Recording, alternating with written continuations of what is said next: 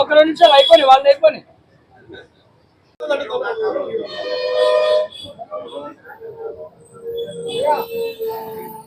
జై ఎన్టీఆర్ ఎన్టీఆర్ అమర్ రహే ఎన్టీఆర్ అమర్ రహే ఎన్టీఆర్ అమర్ రహే ఎన్టీఆర్ అమర్ రహే చంద్రబాబు నాయకత్వం వర్ధిల్లాలి జై తెలుగుదేశం ఎన్టీ రామారావు గారి జయంతి సందర్భంగా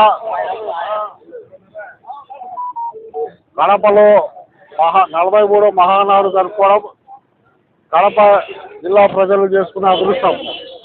ఈ సందర్భంగా ఎంతో ఉన్నత ఆశయంతో అన్నగారు బడుగు బలహీన వర్గాల శ్రేయస్సు దృష్ట్యా తెలుగుదేశం పార్టీ స్థాపించి ప్రతి సంవత్సరం ఆయన పుట్టినరోజు మహానాడు జరుపుకోవడం ఆనవాయితీ.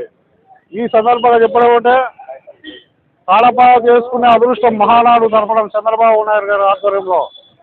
ఈ సందర్భంగా చెప్పడం ఏమంటే ఎన్టీ రామారావు గారి వల్ల బడుగు బలహీన వర్గాలు, రైతులు అనేక సంక్షేమ పథకాలు ఆయన నాయకత్వంలోనే ఆంధ్రప్రదేశ్లో ప్రజలు సుఖశాంతులతో ఉన్నారు.